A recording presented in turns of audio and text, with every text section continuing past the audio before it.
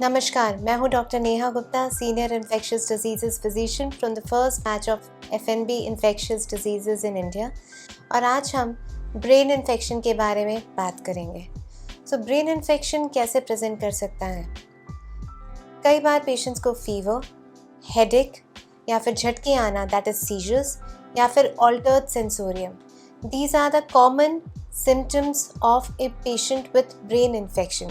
And जिसको भी brain infection है वो लाइटली नहीं लेना चाहिए, because it can be life threatening. So what are the common causes of brain infection? So meningitis, which is infection of the meninges, जो कि परत ब्रेन को कवर करती है, उसको कहते हैं। और ये most commonly caused by pneumococcal bacteria, that is pneumococcal infection.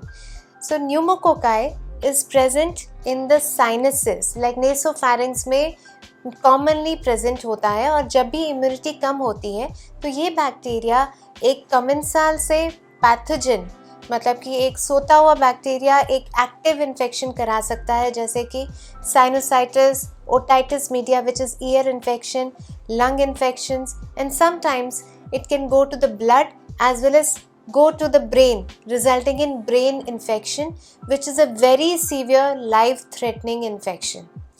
Besides pneumococcal bacteria के, we also have other bacteria like Listeria monocytogenes, which occurs अगर refrigerated food items खाए जाएं जो कि अगर contaminated है तो, especially in elderly people.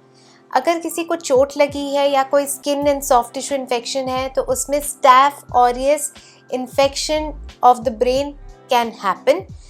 We also have other infections जैसे कि रिकेट्सियोसिस या फिर मिलियोडोसिस या फिर salmonella. So these can also result in brain infection. Neuro surgery के बाद या फिर रोड ट्रैफिक एक्सीडेंट के बाद में भी infections of the brain are common, which are caused by gram negative bacteria. अब इसमें ये तो हमारे बैक्टीरियल इन्फेक्शंस हो गए, but TB is also one very important and common cause of brain infection, and usually patients present with headache and sometimes altered sensorium हो सकता है, कुछ weakness, paralysis भी हो जाए बॉडी का।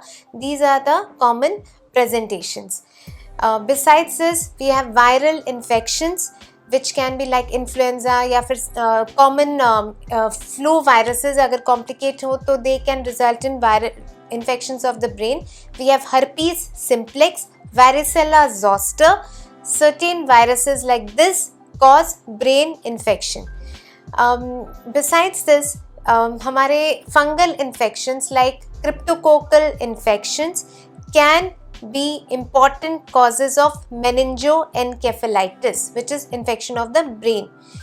अब इसको डायग्नोसिस के लिए हमारे पास इमेजिंग है, रेडियोलॉजी है, along with that sometimes we have to do lumbar puncture also, जैसे पीठ से पानी निकाल के उसको स्पेसिफिक इन्वेस्टिगेशंस के लिए भेजा जाता है ताकि हम स्पेसिफिक डायग्नोसिस या फिर जो कॉज है उसको पकड़ सके एंड अप्रोप्रिएट ट्रीटमेंट दिया जा सके। So who is at more risk for brain infection?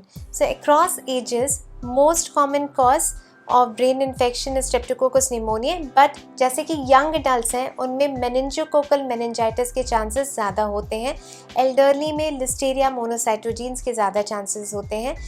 और टीबी कभी भी हो सकता है अगर इम्यूनिटी कम है तो।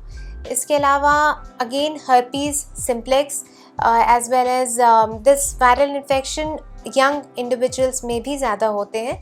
कुछ ब्रेन इन्फेक्शंस को प्रिवेंट कर सकते हैं, especially infection by streptococcus pneumoniae can be prevented by effective vaccination. We have conjugate pneumococcal vaccine which is available, and it's a single shot which can be received, and this will prevent the non-invasive as well as the invasive pneumococcal infections. I hope आपको ये video informative लगा होगा, और फिर भी अगर आपके पास कोई क्वेरी है तो आप हमसे संपर्क करें और इस वीडियो को आप ज़्यादा से ज़्यादा लोगों से शेयर करें ताकि काफ़ी इम्पॉर्टेंट जानें बचाई जा सकें। अपने स्वास्थ्य का ध्यान रखें और स्वस्थ रहिए। धन्यवाद।